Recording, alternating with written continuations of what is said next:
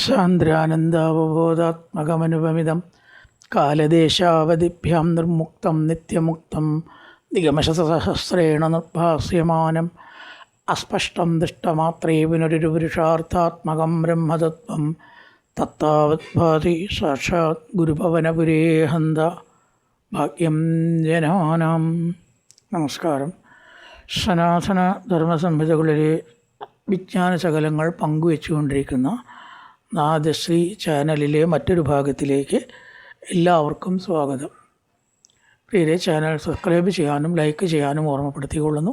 സഹകരിച്ചവർക്കെല്ലാം നന്ദി രേഖപ്പെടുത്തുന്നു.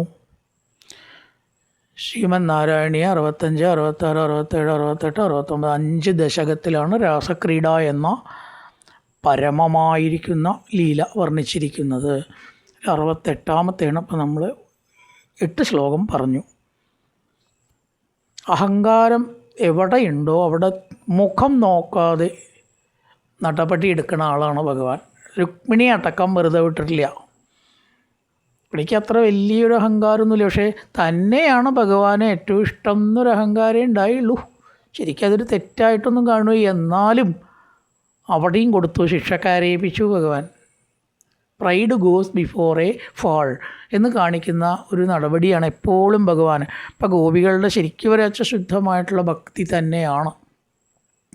പക്ഷെ അവർക്ക് ഓരോരുത്തർക്കും തോന്നി കൃഷ്ണന് തന്നോടാണ് ഇഷ്ടം. ഈ ഒരു തെറ്റേ അവർ ചെയ്തുള്ളൂ. അതുപോരാ, അവരെ സ്വർണ്ണമാക്കിയ പോരാ, തങ്കമാക്കണം. ഇതാണ് ഭഗവാന്റെ ഉദ്ദേശം. 916 ക്യാരറ്റാക്കിയിട്ട് അവരെ മാറ്റാനായിട്ട് എന്ത് ചെയ്തു? ദുഃഖിപ്പിച്ചു. ഒന്ന് കണ്ണിന്ന് വെള്ളം പോട്ടെ. അങ്ങനെ എന്ത് ചെയ്തു? മറഞ്ഞു, കാട്ടിൽ കൂടെ തെരയിച്ചു. അവരുടെ അഹങ്കാരമെല്ലാം തീർന്നപ്പോഴോ ഭഗവാൻ മുമ്പിൽ പ്രത്യക്ഷപ്പെട്ടു. അപ്പോൾ അവർ ചില ചോദ്യങ്ങൾ ചോദിക്കുകയാണ്. ഈ സ്നേഹം എത്ര തരത്തിലുണ്ട് എന്നാണ് ചോദ്യം. ഒന്ന്, ഇങ്ങോട്ട് സ്നേഹിച്ചാൽ മാത്രം അങ്ങോട്ട് സ്നേഹിക്കുക. അവിടെ തന്നെ ഒരു അപാകതയുണ്ട്. കാരണം ഇങ്ങോട്ട് സ്നേഹമുണ്ടോ എന്ന് എപ്പോഴും സംശയിക്കുന്നുണ്ട്. ഇല്ലെങ്കിൽ ഞാനും നിർത്തുകയാണ്, ഈ സ്വിച്ചൊക്കെ ഇങ്ങനെ ഓഫ് ചെയ്യാൻ നിൽക്കണ പോലെ. അപ്പോൾ അവിടെ വല്ല സ്ഥിരതയും ഉണ്ടാവുമോ? ഇങ്ങോട്ടുണ്ടോ നോക്കിയിട്ട് മാത്രം അങ്ങോട്ട് സ്നേഹിക്കണത് പരസ്പര കാര്യത്തിന് വേണ്ടിയിട്ടാണെന്നാണ്. കാരണം ഒരു ചെടി നമ്മൾ കുഴിച്ചിട്ട് അത് ഇടയ്ക്കിടയ്ക്ക് ഇങ്ങനെ പറിച്ച് നോക്കിയാലോ, പിടിച്ചിട്ടുണ്ടോ പറിച്ച് നോക്കിയാൽ ചെടിക്ക് പിടിക്കാൻ പറ്റുമോ? ചെടി പിടിക്കണമെങ്കിൽ എന്ത് വേണം? വളം ഇട്ട് കൊടുക്കണം, വെള്ളം ഒഴിക്കണം, തണൽ കൊടുക്കണം, അല്ലേ? എന്ന പോലെ സ്നേഹത്തിനെ എപ്പോഴും സ്നേഹം ഒരു വിളക്കാണ് എന്നാണ് പറയുക. വിളക്ക് എങ്ങനെയാണ് തെളിയുക? നല്ലപോലെ തുടച്ച് വൃത്തിയാക്കി അതിൽ എണ്ണയൊക്കെ ഒഴിച്ച് കത്തിക്കുക. അപ്പോൾ അത് തെളിയും, അല്ലെങ്കിൽ തെളിയില്ല. അപ്പോൾ ഇടയ്ക്കിടയ്ക്ക് അതിനെ നന്നാക്കാനേ പാടൂ, സംശയിക്കരുത്. അതാണ് അങ്ങോട്ടുണ്ടെങ്കിൽ മാത്രമേ ഇങ്ങോട്ടുള്ളത്, ഇങ്ങോട്ടുണ്ടെങ്കിൽ മാത്രമേ അങ്ങോട്ടുള്ളൂ എന്ന സ്നേഹം. രണ്ടാമതൊരു തരം എന്ത്? സ്നേഹം കൊടുക്കുന്നവർ മാത്രം കൊടുക്കുക. അവർക്ക് കൊടുക്കാനേ അറിയൂ. ഇങ്ങോട്ട് കിട്ടിയോ കിട്ടിയില്ലേ എന്ന് നോക്കുന്നില്ല. അത് അമ്മയച്ഛന്മാർ, അവർ മക്കൾക്ക് കൊടുക്കുന്ന സ്നേഹം മിക്കവാറും ഇങ്ങോട്ടൊന്നും പ്രതീക്ഷിച്ചിട്ടാവില്ല. ഇന്നലെ പറഞ്ഞു ശങ്കരാചാര്യരെ, കുമാത ന ഭവതി കുപുത്ര ജായേത കിമപി കുമാത ന ഭവതി. എത്ര ദുഷിച്ച പുത്രന്മാരുണ്ടെങ്കിലും ഒരു ദുഷിച്ച അമ്മ ഉണ്ടാവില്ല എന്ന്. ദേവിയെ പറ്റി പറയുമ്പോഴാണ് കേട്ടോ ആചാര്യസ്വാമികൾ, ദുഷിച്ച അമ്മ ഉണ്ടാവില്ല എന്നാണ്. പുത്രൻ ദുഷിച്ചാലും അമ്മ ദുഷിക്കില്ല. അതുകൊണ്ട് അങ്ങനത്തെ സ്നേഹം അത് അവർക്ക് മാത്രം ഉള്ളതാണ്. ഇനി മൂന്നാമത് ഒരു സ്നേഹമുണ്ട്. അതെന്താ? മൂന്നാമതൊരു കൂട്ടർ, ഒരിക്കലും സ്നേഹിക്കാത്തവർ. അങ്ങോട്ട് ഇങ്ങനെ സ്നേഹിക്കുക എന്നല്ലാതെ തിരിച്ച് നൽകാത്തവർ. ആരാത്? 2 കൂട്ടരുണ്ട്. ഒന്ന് ആത്മജ്ഞാനികൾ, പിന്നൊന്ന് ദുഷ്ടന്മാർ. ദുഷ്ടന്മാരെ സ്നേഹിച്ചിട്ട് വല്ല കാര്യമുണ്ടോ? മലയാളത്തിലൊരു ശൈലി തന്നെയുണ്ട്, എലി ഇങ്ങനെ കരയും, പൂച്ചയ്ക്ക് വല്ല ദയുണ്ടോന്ന്. എലിയും പൂച്ചയല്ല അവിടെ വിഷയം കേട്ടോ. അതെപ്പോഴും ശൈലിയുടെ അർത്ഥം ലോകത്തിലുള്ള ജനങ്ങളെ കാണിക്കാനാണ്. അങ്ങോട്ട് സ്നേഹിച്ചാലും തഞ്ചം കിട്ടിയാൽ ദ്രോഹിക്കുക, അത് ദുഷ്ടന്മാരും. പിന്നെ അങ്ങേ അറ്റത്തെ ആത്മജ്ഞാനികൾ എന്താണ് സ്നേഹമില്ല എന്ന് പറഞ്ഞത്? ഒരു സ്നേഹമില്ലേ? അവർ നല്ലവരല്ലേ? അതെ. പക്ഷെ ആരെയും പ്രത്യേകിച്ച് സ്നേഹിക്കണില്ല. അതാണ്. ഇപ്പം 50 മധുരപലഹാരം ഒരാളുടെ കയ്യിലുണ്ട്, 50 ആൾക്ക് കൊടുത്തു. ഒരാൾ പറഞ്ഞു എനിക്ക് ഒന്നും കൂടി തരുമോ സ്വാമി? അയ്യോ, ഞാൻ ഒന്ന് നിനക്ക് തന്നു, നീ എൻ്റെ കയ്യിൽ ഒന്നുമില്ല, ഞാൻ 50 ആൾക്ക് 50 മധുരപലഹാരം കൊടുത്തു. അപ്പോൾ എല്ലാവർക്കും ഒരേപോലെ സ്നേഹിക്കാൻ കഴിവുള്ളവരാണ് ആത്മജ്ഞാനികൾക്ക്. ഒരു പ്രത്യേകത അവർക്കില്ല. എന്താ ഒടുവിൽ ഭഗവാൻ പറയണത്? എന്നെ ഉദ്ദേശിച്ചാണ് നിങ്ങളുടെ ചോദ്യം എങ്കിൽ നിങ്ങളുടെ ചോദ്യം തന്നെ അസ്ഥാനത്തായി. എന്താ? ഭഗവാൻ ആരെയും സ്നേഹിക്കുന്നില്ല, ആരെയും വെറുക്കണില്ല, സ്നേഹിപ്പിക്കുന്നും ഇല്ല. അപ്പോൾ ഭഗവാൻ അത്ര ദുഷ്ടനും ഹൃദയശൂന്യനുമാണ് എന്നാണോ? അങ്ങനെയല്ല. ഇവിടെ രാസക്രീഡ എന്ന പരമമായ ലീലയുടെ ആ ഒരു തത്വം ശരിക്കും വരച്ച ഈ ഒരു ഭാഗത്ത് നമുക്ക് കാണാം. കൃഷ്ണൻ എന്ന് പറയുന്നത് ഒരിക്കലും പുരുഷനോ സ്ത്രീയോ അല്ല.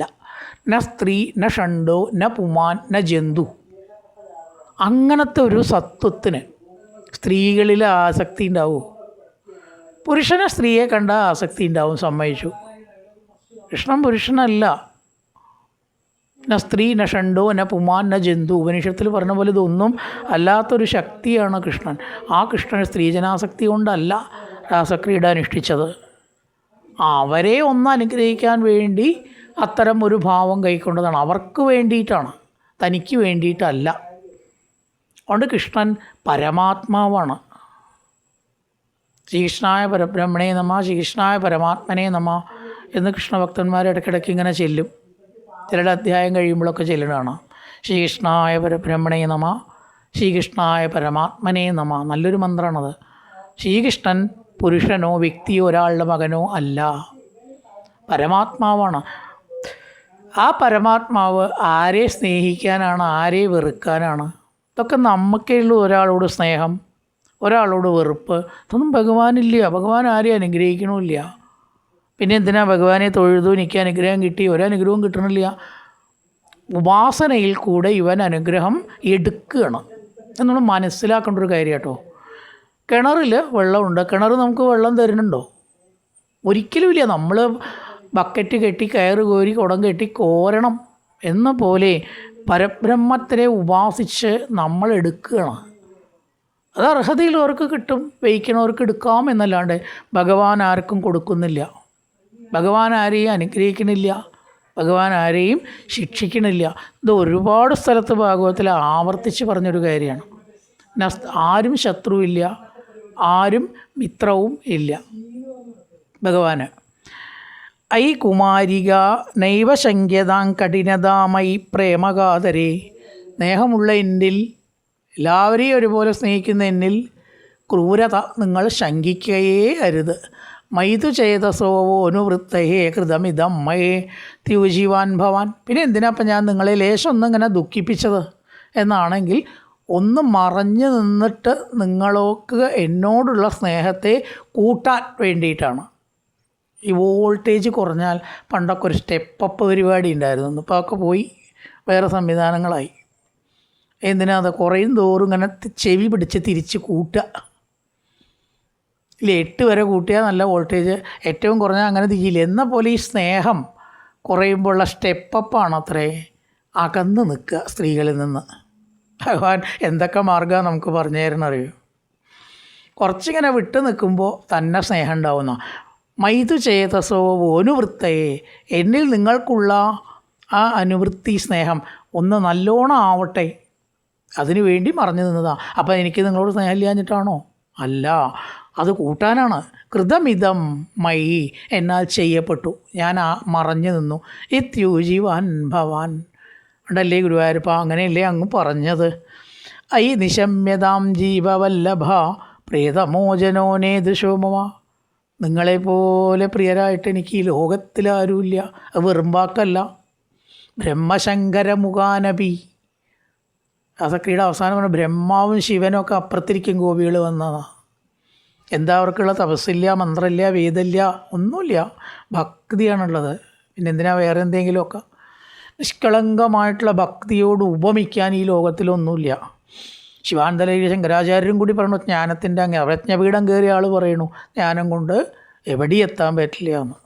ജ്ഞാനം കൊണ്ടും അതെ, കർമ്മം കൊണ്ടും അതെ. കർമ്മകാണ്ഡത്തിന് അവസാനമില്ല, അത്ര ദോഷ ഗുണസമ്മിശ്രമാണത്. വഴിക്കൊക്കെ പോവാതിരിക്കുക നല്ലത്. കർമ്മകാണ്ഡം ജ്ഞാനവും ഭക്തിയും കഴിച്ചു കൂട്ടാം. അതിൽ ഭക്തിയാണ് സാധാരണക്കാർക്ക് ഏറ്റവും നല്ലത്. എളുപ്പം ഭഗവാനുമായിട്ട് അലിഞ്ഞു ചേരാം. അതുകൊണ്ട് പ്രിയതമോജനോ നേതൃശവും മമ, നിങ്ങളെപ്പോലെ പ്രിയർ എനിക്ക് ആരുമില്ല. ആരുമില്ല എന്ന് പറഞ്ഞാൽ ആരുമില്ല. ബ്രഹ്മാവും ഇല്ല, ശിവനും ഇല്ല, നാരദനും ഇല്ല, വ്യാസനും ഇല്ല. എനിക്ക് നിങ്ങളെപ്പോലത്തെ പ്രിയം. വളരെ നല്ലൊരു സംഭവമാണ്. ലക്ഷ്മി അടക്കമില്ല എന്ന് പറയണം. എൻ്റെ പത്നിയായിട്ട ലക്ഷ്മിയിലും കൂടി എനിക്ക് നിങ്ങളിലുള്ള താല്പര്യമില്ല. യാമിനീഷു അനുപരോധമിത്യാലഭോ വിഭോ, പ്രകാരം അങ്ങ് ഗോപികളെ പറഞ്ഞ് സന്തോഷിപ്പിച്ചു.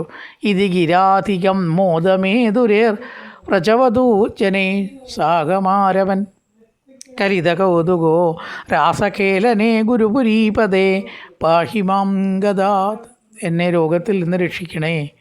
കാവേരി എല്ലാ ദശകത്തിലും ഉണ്ടാവില്ലേ, പറയേണ്ട ആവശ്യമില്ലല്ലോ. അർത്ഥം ഗുരുപുരീപദേ മാം ഗദാത് പാഹി, എന്നെ രോഗത്തിൽ നിന്ന് രക്ഷിക്കണം. ബാക്കി 3 പേര് എന്താ? ഇത് ഗിരാധികം മോദമേതുരേർ, പ്രകാരം മനോഹരമായിട്ടുള്ള വാക്കുകൾ പറഞ്ഞിട്ട് ഗോപികളെ ആനന്ദിപ്പിച്ചു. പ്രജവദൂജനേ സാഗമാരവൻ കലിതകൗതുകോ രാസഖേലനേ, രാസക്രീഡയിലേക്ക്. യഥാർത്ഥത്തിൽ രാസക്രീഡ അവസാനത്തെ അധ്യായത്തിലാണ് പറയണം.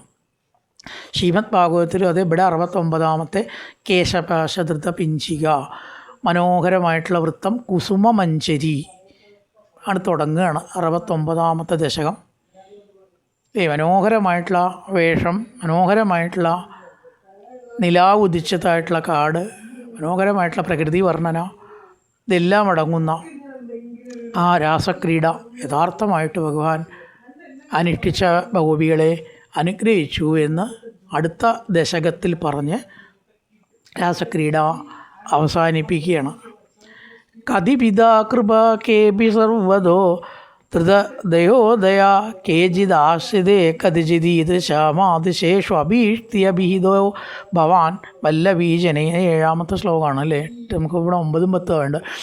ഐ നിശമ്യതാം ജീവവല്ലഭ പ്രിയതമോജനോ നേദൃശോ മമത്തധികരമ്യതാം രമ്യയാമിനീഷനുപരോധമിത്യാലഭോ വിഭോ ഇത് ഗിരാധികം മോദമേതുരേർ പ്രജവദൂജനേ സാഗമാരവൻ കലിതകൗതുകോ രാസഖേലനേ ഗുരുപുരീപദേ പാഹിമാം ഗദാത്. ശുഭദിന ആശംസകളോടുകൂടി നിർത്തുന്നു. നമസ്കാരം.